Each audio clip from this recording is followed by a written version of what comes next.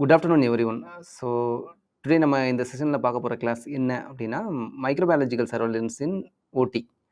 So ஓடியில் microbiological role என்ன, மைக்ரோபயாலஜியோட special role என்ன, அதோட வாட்டர் லெவல் எப்படி இன்க்ளூட் ஆகுது. நம்ம நார்மலாக 2 பேராமீட்டராக பிரிப்போம். 14644 ஐசோ ஸ்டாண்டர்டில் வயபிள் அண்ட் நான் வயபிள் பார்ட்டிகல் கவுண்ட். ஸோ இந்த ஸ்லைடில் வந்துட்டு நம்ம ஸ்வாப் கலெக்ஷன் மட்டும் மைக்ரோபயாலஜிக்கல் என்னென்ன பண்ணிகிட்டு இருக்காங்க, சிஸ்டரோட ரோல் என்ன, அவங்க என்ன பண்ணணும் அப்படிங்கிறது தான் இங்கே கொடுத்துருக்காங்க. ஸோ இந்த செஷன் முடிஞ்சதுக்கு அப்புறம் உங்களுக்கு என்னெல்லாம் தெரிய வரும் அப்படின்னா, ஸோ பர்பஸ் ஆஃப் மைக்ரோபயாலஜிக்கல் சர்வேலன்ஸ்னால் ஏற்கனவே சொன்னேன்.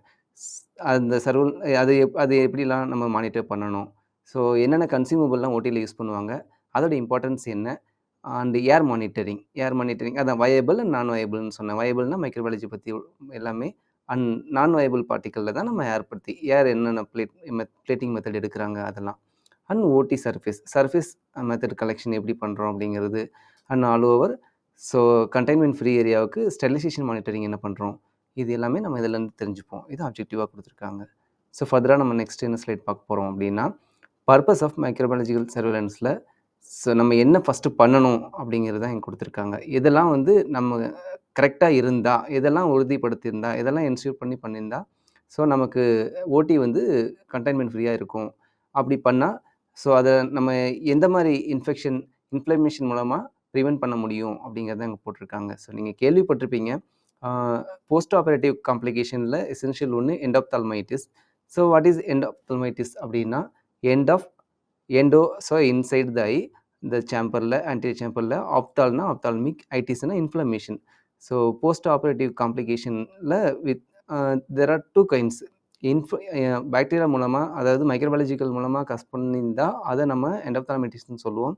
இதுவே ஏதோ ஒரு கெமிக்கல் டாக்ஸிசிட்டி, அது ஏதாவது ஒரு பேராமீட்டர் மூலமாக வந்துருந்துச்சு, இன்ஃபெக்ஷனாக இல்லாமல் இன்ஃப்ளமேஷனாக வந்திருந்தால் அதை வந்து டாஸ்ன்னு சொல்லுவோம். ஸோ டாஸ் நீங்கள் கேள்விப்பட்டிருக்க வார்த்தை தான் toxic anterior segment syndrome. So இங்கே வந்து நம்ம மைக்ரோபயாலஜி பற்றி மென்ஷன் பண்ணியிருக்கிறதுனால ஃபஸ்ட்டு எண்டோப்தால்மைட்டிஸ் மட்டும் இதெல்லாம் காசாக சான்சஸ் இருக்குதுன்னு சொல்லியிருக்காங்க. ஸோ அதுக்கு எதெல்லாம் ஃபேக்டர் அப்படிங்கிறது தான் கீழே கொடுத்துருக்காங்க. ஸோ வாட்டர் சாம்பிள் மானிட்டரிங் பண்ணோம். ஸோ நம்ம ஓடி வால், ஸோ அந்த கோயிங் எல்லா ஏரியாவிலையும் எப்படி சாம்பிள் எடுக்கணும், ஸோ மீடியா பிளேட் என்ன, ஸோ அதுக்கு ஸ்டெரிலைசேஷன் தான் அதாவது எசென்ஷியல் ஃபேக்டர். ஸோ ஸ்டெரிலைசேஷனுக்கு பிஐ எப்படி மானிட்டர் பண்ணுறோம், இந்த பயாலஜிக்கல் இண்டிகேட்டர் எப்படி வச்சுருக்கணும் அப்படிங்கிறது தான் சொல்லியிருக்காங்க. அந்த டியூப்பில் இருக்கிறது வந்து ஒன்று கண்ட்ரோல், ஒன்று வந்து டெஸ்ட்டு. ஸோ நம்ம இது மாதிரி ஒரு புதுசாக ஒரு ஹாஸ்பிட்டல்னு இல்லை, ஒரு ஹாஸ்பிட்டல் கட்டிட்டாங்க, ஹாஸ்பிட்டலுக்கு நம்ம உள்ளே போயிட்டு ஒரு ஓடி செட்டப் பண்ணுறோம் அப்படின்னா, ஓடி செட்டப் பண்ணால் என்னெல்லாம் பண்ணணும் அப்படிங்கிறது அந்த மேல் ஸ்லைடில் கொடுத்துருந்தாங்க. ஸோ அதெல்லாம் பண்ணலைன்னா என்ன ஆகும் அப்படின்னா, எண்டோப்தால்மைட்டிஸ் காசாக சான்சஸ் இருக்குது. டைரெக்டாக ஓடியை ஓப்பன் பண்ணி வச்சுட்டு நம்ம ஓடிக்குள்ளே போயிட்டு நம்ம பாட்டுக்கு எதுவும் ஸ்டார்ட் பண்ணிட முடியாது. ஸோ நம்ம வந்துட்டு எல்லாமே மானிட்டர் பண்ணணும். அதான் ஏர் அண்டு வயபிள் அண்ட் நான் வயபிள் பார்ட்டிக்கல்.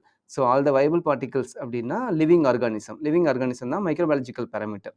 ஸோ நான் வயபிள் பார்ட்டிகல்ஸ் அப்படின்னா தான் ஏரு, டஸ்ட்டு, ஃபாகு. ஸோ நம்ம மூலமாக இதெல்லாம் நம்ம மூலமாக நான் லிவிங் திங்ஸ். ஸோ எல்லா டஸ்ட்டும் சேர்ந்தது தான் நான் லிவிங் திங்ஸ். ஸோ அதெல்லாம் இது எல்லாமே நம்ம எப்படி கண்ட்ரோல் பண்ணுறோம், இந்த பேராமீட்டரெல்லாம் எப்படி கண்ட்ரோல் பண்ணுறோம் அப்படிங்கிறத பொறுத்து தான் அந்த ஓடி செட்டப் இருக்கணும் அப்படி தான் சொல்லியிருக்காங்க. When hospital is nearly constructed, அதாவது ரெனோவேட் பண்ணியிருந்தாலோ, இப்போ தீபாவளி பொங்கலுக்கு லீவ் விட்டு திரும்பவும் வந்தாலும் நம்ம இதெல்லாம் பண்ணணும். இல்லை திடீர்னு பேஷண்ட் போஸ்ட் ஆப்ரேட்டிவ் காம்ப்ளிகேஷன்ஸ் ஏதாவது நடந்திருக்கு, ஒரு அவுட் பிரேக், அதான் ஸ்போராடிக் ஆர் கிளஸ்டர். ஸ்போராடிக்ஸ்னால் ஒன்றும் இல்லை, ஒரு நாளில் சர்ஜன் ஆப்ரேஷன் பண்ணும்போது த சேம் திங்ஸ் வந்து ஒரு 100 பேருக்கு ஆப்ரேஷன் பண்ணியிருக்காங்க டாக்டர்ஸ். அந்த 100 பேரில் வந்துட்டு 10 பேர் விட்டு 11லேருந்து 25 பேருக்கு மட்டும் இன்ஃபெக்ஷன், அதான் இன்ஃபெக்ஷன் முன்னாடியே சொன்னல, எண்டோப்தால்மைட்டிஸ்னா இன்ஃபெக்ஷன் காஸ் ஆகிருக்கு அப்படின்னா அது ஸ்போராடிக். ஸோ இந்த சேம் கேஸில் கிளஸ்டர்னு இன்னொரு வார்த்தை கொடுத்துருக்காங்க. கிளஸ்டர்னால் அது வந்து ஸ்போராடிக்கு இர்ரெகுலராக இருக்கும். இப்போது 2-3க்கு வந்திருக்கோம், அதுலேருந்து 30-40வது பேருக்கு வந்திருக்கோம், அப்புறம் 60வது 80வது பேருக்கு வந்திருக்கோம். அந்த மாதிரி காம்ப்ளிகேஷன் இருக்கிறது தான் ஸ்போராடிக் அண்ட் கிளஸ்டர்னு சொல்லுவோம். ஸோ இதெல்லாம் காசஸாக சான்சஸ் இருக்குது. அதுக்காக தான் நம்ம இதெல்லாம் மானிட்டர் பண்ணுறோங்கிறது தான் திரும்ப கொடுத்துருக்காங்க.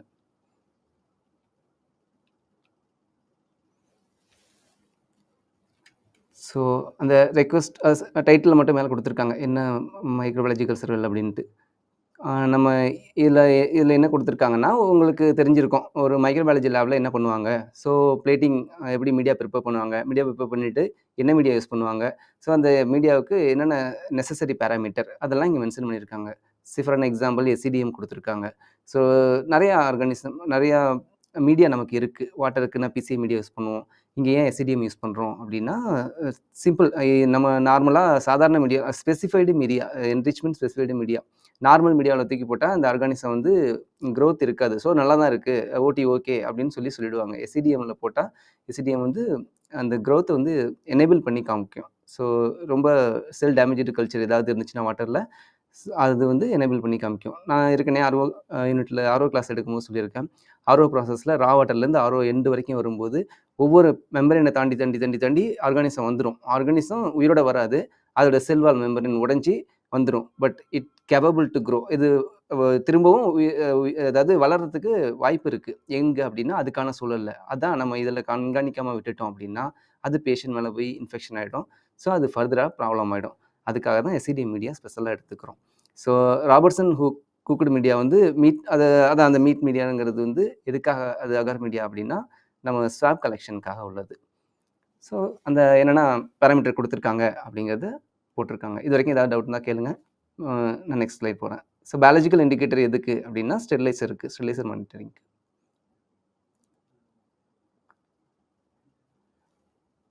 ஸோ லாஸ்ட் வந்து வாட்டருக்காக என்னென்ன பண்ணணும்னு சொல்லியிருந்தாங்க. இங்க என்ன சொல்லியிருக்காங்கன்னா, கன்சியூமபிளுக்கு ஒரே ஒரு எக்ஸாம்பிள் உங்களுக்கு குடுத்துருக்காங்க. கன்சியூமபிள் இது எல்லாருக்குமே தெரியும். ஊட்டியில தான் நீங்க எல்லாரும் இருக்கீங்க. ஸோ அதனால உங்களுக்கு இது நல்லாவே தெரியும். அ ரிங்கல் ஆக்டேட் குடுத்துருக்காங்க. ரிங்கல் ஆக்டேட் வந்துட்டு அதோட அக்செப்டபிள் ரேஞ்ச் எவ்வளோ இருக்கணும்? பிஹெச் எவ்வளோ இருக்கணும்? கல்ச்சர் என்ன இருக்கணும்? அப்படின்னு சொல்லி கல்ச்சர்ல குரோத் எடுத்து செக் பண்ணி பார்த்தா இருக்கவே கூடாது. It should be absent. அதுதான் நெகட்டிவ்னு குடுத்துருக்காங்க. 1 இருக்கலாம், 2 இருக்கலாம் சிஎஃப்யூ அப்படின்னு சொல்லக்கூடாது. It should be absent. So அதுதான் நெகட்டிவ்னு குடுத்துருக்காங்க. பிஹெச் செக் பண்ணணும். பிஹெச் ஏன் செக் பண்ணணும் அப்படின்னா, இந்த பிஹெச், ஆஸ்மாலாரிட்டி இந்த ஃபேக்டர்லாம் தான் நமக்கு டாஸ காஸ் பண்ண வாய்ப்பு இருக்கு. டாஸ் எட்டியாலஜி ஃபேக்டர்ல ரொம்ப இம்பார்ட்டன்ட் வந்து டாஸுக்கு பிஹெச் தான். ஸோ அதனால தான் எப்போதுமே பிஹெச் நம்ம மானிட்டர் பண்ணணும். அதுக்காக குடுத்துருக்காங்க.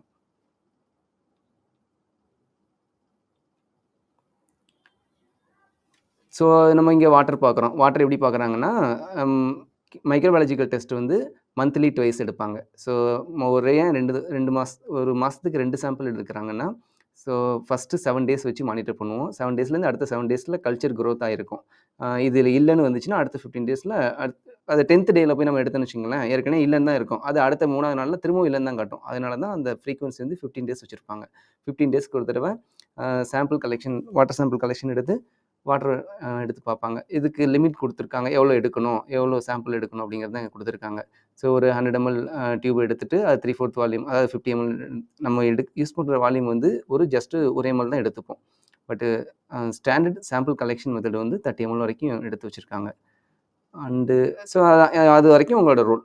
இதுக்கப்புறம் என்ன பண்ணுவாங்க அப்படின்னா, மைக்ரோபாயாலஜி லேபுக்கு அத சென்ட் பண்ணிட்டு, மைக்ரோபாயாலஜிஸ்ட் வந்து டெஸ்ட் பண்ணி பார்த்துட்டு, வெதர் அதில குரோத் இருக்கா இல்லையா? கல்ச்சர் ஃபர்ஸ்ட்டு இருக்கா இல்லையான்னு பார்ப்பாங்க. கல்ச்சர் அப்படி இருந்துச்சு அப்படின்னா, பாக்டீரியா இருக்கா இல்லையான்னு செக் பண்ணிட்டு, அதுக்கப்புறம் பாக்டீரியா இருக்கு அப்படின்னா, அந்த பாக்டீரியா எப்படி இருக்கு? வெதர் இது கிராம் பாசிட்டிவா, கிராம் நெகட்டிவா? அப்படின்னா சரி பேத்தஜெனிக் ஆர்கானிசமா? ஃபார் எக்ஸாம்பிள் நம்ம ஈகோலை, சூடோமோனாஸ் வாட்டர்ல இதெல்லாம் தானே இருக்கும். சால்மோனல்லா இருக்கும். ஸோ நம்ம சால்மோனல்லா தான் மெயினா பார்ப்போம். ஸோ அதெல்லாம் தான் இங்க குடுத்துருக்காங்க. வேற எதுவும் ஃபங்கஸ் எதுவும் இருக்குதா? அப்படிங்கிறத செக் பண்ணிட்டு, இன்குபேஷன் பீரியடுக்கு அப்புறம் 5 டேஸ் கழிச்சு நமக்கு சொல்லுவாங்க. ஸோ இது 2மே டேப் வாட்டருக்கும், ரா வாட்டருக்கும் ஆர்ஓ வாட்டருக்கும், ரா வாட்டருக்கும் செக் பண்ணுவோம்.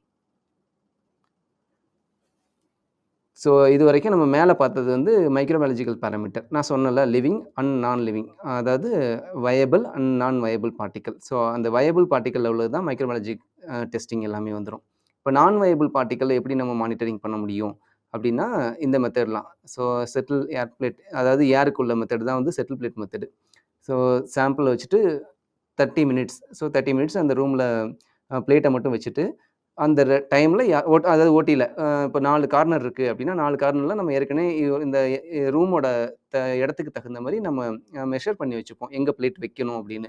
ஸோ இதில ஒரு 2 பிளேட்டோ 2 இடத்துலயோ, இல்ல ஒரு இடத்துலயோ நம்ம மெஷர் பண்ணி வச்சுட்டு, அந்த பிளேட்ட அந்த இடத்துல ஓப்பன் பண்ணி இன்வெர்ட்டடா வச்சுட்டு, ஜஸ்ட் அங்க ஒரு 1/2 அன் ஹவர் எக்ஸ்போஸ் ஆக விடுவோம். அந்த டைம்ல ஓடிக்குள்ள யாரும் போக மாட்டாங்க. யாரும் இன்டர்வென்ஷன் யாரும் இருக்கக்கூடாது. அப்போ வெளியில் வந்துட்டு திரும்ப 1/2 hour கழிச்சு அந்த அதாவது லிட்டு பெட்ரி பிளேட்டோட லிட் எடுத்து க்ளோஸ் பண்ணிவிட்டு பிளேட்டை எடுத்து அப்படியே இன்குபேட் பண்ணி வைப்போம். ஸோ அப்படி வைக்கும்போது எங்கெங்கெல்லாம் வைப்பாங்க அப்படிங்கிறது தான் ஸ்லைடில் போட்டிருக்காங்க. ஒன்று வந்து ஏஹெச்யூ பக்கத்தில் வைப்பாங்க, இன்னொன்று ஏசி பக்கத்தில் வைப்பாங்க. ஸோ அதெல்லாம் தானே ஈஸியாக கல்ச்சர் க்ரோத், அதாவது எவ்வளோ ஏர் எவ்வளோ ஃபாஸ்ட்டாக வருது, ஏர் வந்துட்டு அந்த ஹெபா ஃபில்டர் ஒழுங்காக ஒர்க் ஆகுதா, ஹெச்இபியிலேருந்து அந்த ரேஞ்சில் நமக்கு ஏர் கிடைக்குதா, இல்லை எதுவும் கண்டாமினேட் ஆயிருக்கா, இல்லை வேறு எதுவும் இருக்குதா அப்படிங்கிறதுக்காக, ஃபில்டர் எதுவும் பஞ்சர் ஆயிருக்கா அப்படிங்கிறதுக்காக. ஸோ அதை செக் பண்ணிவிட்டு அதை இன்குபேஷன் வச்சு பார்ப்பாங்க வேறு எதுவும் கல்ச்சர் இருக்கா அப்படின்னு. இது செட்டில் பிளேட் மெத்தடு. அதில் தான் அதில் ஒன்று வந்து ஏர் சாம்பிளிங்க்கு, இன்னொன்று வந்து செட்டில் பிளேட் மெத்தடில் மைக்ரோபயாலஜிக்கல் சாம்பிளிங்க்கும் பார்ப்பாங்க. ஸோ அதுதான் இங்கே லிமிட் கொடுத்துருக்காங்க. ஸோ பாக்டீரியல் காலனிஸ் வந்து லெஸ் தென் 20 CFU, அதுக்கு மேலே இருந்தால் நாட் அக்செப்டபிள். அதாவது அக்செப்டபிள் நாட் அக்செப்டபிள் அப்படிங்கிறது லிமிட்டில் உள்ளது. இதுக்கு முன்னாடி வந்து அலர்ட் லிமிட், ஆக்ஷன் லிமிட்னு வச்சிருப்போம். இப்போ 20 லிமிட் அப்படின்னா நம்ம 10 வரும்போதே 10 வந்துருச்சு அப்படின்னு சொல்லணும். 20 வர வரைக்கும் நம்ம வெயிட் பண்ண மாட்டோம். 10 ஏன் வந்திருக்கு அப்படின்னு சொல்லிட்டு அதுக்கப்புறம் ஃபர்தராக என்ன பண்ணணும்னு பார்ப்பாங்க. வேற எங்க அந்த ஸ்வாப் ஏற்கனவே பிக்சர் காட்டியிருந்தேன்ல. ஸோ இப்போ நம்ம பிளேட் வந்து கீழ வச்சு மானிட்டர் பண்ணலாம். செவுத்துலலாம், அதாவது வால்ல வந்து கோயிங் பண்ணியிருப்பாங்க. அந்த வால்லாம் வந்து கிளீனா இருக்கா அப்படின்னு, அதாவது கண்டாமினன்ட் ஃப்ரீயா இருக்கா அப்படின்னு, ஃப்ரீ கண்டெய்ன்மென்ட் ஜோனா இருக்கான்னு பார்க்கறதுக்கு, ஸ்டெரைலா இருக்கான்னு பார்க்கறதுக்கு நம்ம ஸ்வாப் வச்சு பார்ப்போம். ஸோ ரெகுலர் ஜோன் அப்படின்னா ரெகுலர், இர்ரெகுலர், இப்போ நார்மலா அந்த இர்ரெகுலர் மானிட்டரிங் அப்படின்னா, ஒரு கார்னர்ல அந்த செவுத்து ஓரத்துல போயிட்டு, அங்க போய் நம்ம எப்படி பார்க்க முடியும்? அங்க ஏதாவது அடைச்சிருக்கு அப்படின்னா, அங்க தான் ஸ்வாப் வச்சு ஜஸ்ட் ஸ்வாபிங் பண்ணிட்டு, அந்த ஸ்வாப க்ளோஸ் பண்ணிட்டு, மீடியால போட்டு அதே மெத்தட் தான். இன்குபேஷன் போடுவாங்க. அதுக்கு என்ன மீடியான்னு தான் இங்க குடுத்துருக்காங்க. ஆர்சிஎம் மீடியா, அனேரோபிக் கல்ச்சர் மீடியான்னு சொல்லி குடுத்துருக்காங்க. ஸோ அதோட லிமிட் கீழ குடுத்துருக்காங்க. சேம் லிமிட் தான். ஸோ இப்போ 2 பார்ட் பார்த்துட்டோம். அதாவது ஏர் அண்ட் மைக்ரோப்ஸ் 2மே பார்த்துட்டோம். நெக்ஸ்ட்டு என்ன இருக்கும் அப்படின்னா ஸ்டெரிலைசேஷன். ஸோ ஸ்டெரிலைசேஷன் தான் ரொம்ப இம்பார்ட்டன்ட். இங்கே ஸ்டெரிலைசேஷனில் என்னென்னலாம் பண்ணணும் அப்படிங்கிறது கொடுத்துருக்காங்க. ஸ்டெரிலைசேஷன் என்ன அப்படின்னு சொல்லி இங்கே நம்ம பார்க்க போகிறதில்ல. ஸ்டெரிலைசேஷனுக்கு நம்ம ஓடி ஸ்டெரிலைசேஷனில் என்னெல்லாம் பண்ணணும், ஏற்கனவே பிஐ கொடுத்துருந்தாங்க, பயாலஜிக்கல் இண்டிகேட்டர். அதேமாதிரி chemical indicator. There are 6 classes of indicators இருக்குது. அந்தந்த ஒவ்வொரு இண்டிகேட்டரையும் உங்களுக்கு தெரியாதுல்ல, ஒவ்வொரு இண்டிகேட்டரும் எங்கெங்கே யூஸ் பண்ணுவோம் அப்படிங்கிறத இங்கே போட்டிருக்காங்க. ஸோ இப்போ இது வந்து இடிஓக்காக கொடுத்துருக்காங்க. இடிஓவில் அந்த ஸ்டிக்கர் ப்ளேஸ் பண்ணியிருக்காங்க. ஸ்டிக்கர் ப்ளேஸ் பண்ணிவிட்டு அந்த கலர் சேஞ்சை பொறுத்து ஆட்டோக்ளேவ், இது வந்து ஆட்டோக்ளேவ் கன்ஃபர்மேஷனுக்காக அல்ல, அந்த ஸ்டிக்கரிங் கன்ஃபர்மேஷனுக்காக உள்ளது. ஸோ சம்மரியில் என்ன கொடுத்துருக்காங்கன்னா, லிமிட்டை கொடுத்துருக்காங்க. ஒவ்வொரு பேட்சுக்கும் நம்ம என்னென்ன பார்க்குறோம், விஸ்கோ எவ்வளோ பார்க்குறோம், ஓவிடி எவ்வளோ பார்க்குறோம், அது க்ரோத் இருக்கா இல்லையா. ஸோ அதே தான் மேலே அந்த லிமிட்டெல்லாம் இங்கே திரும்ப திரும்ப கொடுத்துருக்காங்க. அதோட ஃப்ரீக்வன்சியும் மேலே கொடுத்துருந்தாங்க. ஆரோ வாட்டருக்கு 15 days, அதே தான் இங்கேயும். ஸோ இதே மாதிரி தான். நம்ம கெமிக்கல் அனாலிசிஸ் நான் ஏற்கனவே சொல்லியிருக்கேன். மைக்ரோபாலஜிக்கல் அனாலிசிஸ் தான் வந்துட்டு அதாவது 15 days ஒன்ஸ் பார்க்குறோம். பட் கெமிக்கல் அனாலிசிஸ் வந்து மந்த்லி ஒன்ஸ் தான் பார்ப்போம். ஸோ நம்ம இங்கே செக் பண்ண முடியாது. ஸோ இங்கேருந்து சாம்பிள் வந்துட்டு ஆரோ லேப் கொடுத்து விட்ருவாங்க. ஆரோ லேபில் மந்த்லி ஒன்ஸ் செக் பண்ணிவிட்டு நமக்கு சொல்லுவாங்க. இது 2த்துக்கும் 2 டிஃபரெண்ட் ஸ்டாண்டர்ட் இருக்குது. ஆஸ் பர் 14543 ஸ்டாண்டர்ட் படியும், ஹாஸ்பிட்டல் ஸ்டாண்டர்டு பிஐஎஸ் 10500 ஸ்டாண்டர்டை ஃபாலோ பண்ணி நம்ம இங்கே டெஸ்டிங் பார்த்துட்ருக்கோம். அதே மாதிரி தான் பிஏயும். ஸோ பிஏ வந்து டெய்லி பண்ண தேவையில்ல. வீக்லி ஒன்ஸு நம்ம ஸ்டெரிலைசருக்கு பிஏ செக் பண்ணி, அதாவது ஆட்டோக்ளேவ் வச்சு அந்த பயாலஜிக்கல் இண்டிகேட்டர் வந்து ஆர்கானிசம் வந்து க்ரோத் இல்லாமல் இருக்குதா அப்படின்னு செக் பண்ணுறது தான். அதாவது ஒன்றும் இல்லை, அந்த டியூப் இருக்குல்ல, அந்த டியூப்பில் வந்து ஆர்கானிசம் ஏற்கனவே இருக்கும். இந்த ஆர்கானிசம் உயிரோட இருக்குது. இதை வந்து நம்ம ஸ்டெரிலைசேஷனில் போட்டு ஒரு ஆட்டோக்ளேவ் வச்சு பார்க்கும்போது கலர் சேஞ்சஸ் ஆகிருக்கும். அப்போது என்ன ஆகும் அப்படின்னா, க்ரோத் இல்லை அப்படின்னா, சுத்தமாக க்ரோத் இல்லை, அதாவது 121 டிகிரி செல்சியஸ் ப்ராப்பராக மெயின்டைன் ஆகிருக்கு அப்படின்னா க்ரோத் இருக்காது. ஸோ அப்போ வந்துட்டு பயாலஜிக்கல் இண்டிகேட்டர் வந்து கலர் சேஞ்ச் ஆகிருக்கும், எந்த ஆர்கானிசமும் இல்லைங்கிறத மென்ஷன் பண்ணும். ஸோ அது ஃபர்தராக நம்ம 2 டிஃப்ரெண்ட் டைப் இருக்குது. இமீடியட்டாக செக் பண்ணுற மாதிரி இருக்குது. அதை வந்துட்டு 1 to 3 days வந்துட்டு செக் பண்ணி மீடியா இன்குபேட் பண்ணி கலர் சேஞ்ச் எஸ்இடி மீடியாவில் போட்டு கலர் சேஞ்சஸ் இருக்கா அப்படின்னு சொல்லி பார்ப்போம். க்ரோத் எதுவும் இருக்குதா, செட்டில்மெண்ட் இருக்கான்னு பார்ப்போம். ஸோ மேலே கொடுத்துருந்த வாட்டர் தான் இங்கே திரும்ப வாட்டர் கல்ச்சரில் கொடுத்துருக்காங்க. ஸோ அப்படி ஏதாவது காலனி ரேஞ்சு இருந்துச்சு அப்படின்னா ஃபர்தராக நம்ம என்ன பண்ணுவோம், க்ளீனிங் பண்ணுவோம். ஸோ அது தானே, ஒன்று கெமிக்கல் க்ளீனிங்காக இருக்கும். நம்ம இங்கே 5 யூனிட் இருக்குது. 5 யூனிட்டில் ஒரு யூனிட்டில் வந்து ஹாட் வாட்டர் ஃபெசிலிட்டி இருக்கும். இன்னொரு யூனிட்டில் வந்து கெமிக்கல் க்ளீனிங் இருக்குது. ஸோ அதை வந்துட்டு ஆப்ரேட்டருக்கு ஃபர்தராக நம்ம இன்ஃபார்ம் பண்ணணும். சிஸ்டர் நீங்கள் என்ன பண்ணணும், ரிசல்ட் வந்துருச்சு, இதை ஃபர்தர் என்ன பண்ணணும்னா அங்கே போயிட்டு ஆப்ரேட்டர்கிட்ட சொன்னால் ஆப்ரேட்டர் வந்து சரி க்ளீனிங் பண்ணணும், ஆமாம் இப்போ தான் பண்ணியிருக்கேன், திரும்ப ஏன் வந்திருக்கு அப்படின்னா எங்கேயாவது பைப்லைன் மாற்றிருப்பாங்க, இல்லை எங்கேயாவது கண்டாமினேஷன் ஆகிருக்கும். சரி அப்போ திரும்ப இன்ஸ்ட்ரக்ட் பண்ணி வீக்கெண்டில் சாட்டர்டே நைட்டில் ஓடி முடிஞ்சதுக்கப்புறம் அவங்களுக்கு கிளீனிங் இன்ஸ்ட்ரக்ஷன் குடுப்போம். ஸோ இதுவரைக்கும் வாட்டர் பார்த்துட்டோம், ஸ்டெரிலைசேஷன் பார்த்துட்டோம், ஏர் பத்தி பார்த்துட்டோம். ஸோ ஃபர்தரா வேற என்ன இருக்கு ஓடில அப்டின்னா, இங்க எம்எல்ஓபி சிஸ்டருக்கு என்ன இருக்கு அப்டின்னா, கவர்னிங் ப்ரொசீஜர். பிபிஇன்னா பர்சனல் புரொடெக்டிவ் எக்யூப்மென்ட். என்னென்னலாம் நம்மளோட பாதுகாப்புக்காக நம்ம அணியிறோமோ, ஸோ நம்ம போட்டிருக்க அந்த அதாவது பிபிஇ தாண்டி எதுவும் கன்டாமினேஷனோ வேற யாருக்கும் பேஷண்ட்டுக்கு போயிடக்கூடாது அப்படிங்கிறதுக்காக. என்ன காரணம் அப்படின்னா, நம்ம வந்துட்டு ஸ்ட்ராங்கா தான் இருக்கோம். பட் பேஷண்ட் வந்து இம்யூனோ சப்ரஸ்டு. அவங்க ஏற்கனவே ரொம்ப ரொம்ப வீக்கா இருக்காங்க. அவங்க கிட்ட போயிட்டு நம்ம பேசினாலோ, இல்ல ஓப்பனா அவங்கள தொட்டு பேசுறப்போ, நம்மகிட்ட இருக்கிற ஏதோ ஒரு கன்டாமினேஷன் வந்து அவங்கள இன்ஃபெக்ட் பண்ணிடக்கூடாது. இன்ஃப்ளமேஷன் எதுவும் காஸ் பண்ணிடக்கூடாது. அது வந்து ஆப்பரேஷன் மூலமா உங்களுக்கு ரிஃப்ளெக்ட் ஆகும். அதெல்லாம் பிரிவென்ட் பண்றதுக்கு தான் நம்ம பிபிஇ வியர் பண்ணணும்னு போட்டிருக்காங்க. என்னென்ன பிபிஇ நமக்கு குடுத்துருப்பாங்க? ஸோ கவர்னிங் ஒண்ணு, ஸோ கேப்பு, மாஸ்க்கு, வேற என்னலாம் இருக்கு? காகிள்ஸ் இருக்கும். ஸோ இது எல்லாமே நம்ம கண்டிப்பா போட்டுக்கணும் அப்படிங்கிறதுக்கு தான். ஸோ ஏற்கனவே அங்க டெம்பரேச்சர் எப்படின்னு போட்டிருந்தாங்க. அந்த ரிங்கல் ஆக்டிவ் சொல்யூஷனுக்கு இம்பார்ட்டன்ட் வந்து பிஹெச் தான். பிஹெச் வந்து செக் பண்ணி பார்க்கணும். அது கம்பெனிலேருந்தே அவங்க குடுத்திருந்தாலும், அந்த சர்டிஃபைடாவே இருந்தாலும், நம்ம ஒரு தடவ செக் பண்ணி பார்த்துட்டு தான் நம்ம வந்து யூஸ் பண்ணணும். பிஹெச்சோட லிமிட் எவ்வளோ குடுத்திருந்தாங்க? 5-7. ஸோ 5-7 இருக்குதான்னு பார்க்கணும். சேம் தான். நான் மேல என்னான்னு சொல்லிட்டேன் உங்களுக்கு எல்லாமே. இதெல்லாம் டெஸ்டிங் பண்ணுவாங்கன்னு. இப்போ அந்த சிஸ்டர் என்ன பண்ணணும், இம்யூனிட்டி சிஸ்டர் அப்டின்னா, அவங்க வந்துட்டு இந்த மாரி டெஸ்டிங் பண்ணணும். ஸோ இது வந்துட்டு ஒரு ஸ்வாப் கலெக்ஷன் எப்படி பண்றாங்க அப்படிங்கிறது தான் இங்க போட்டிருக்காங்க உங்களுக்கு. ஸோ அவ்வளோதான். வேற ஏதாவது இது தமிழ்ல எல்லாத்தையும் குடுத்துருக்காங்க. வேற ஏதாவது டவுட்னா கேளுங்க. Thank you.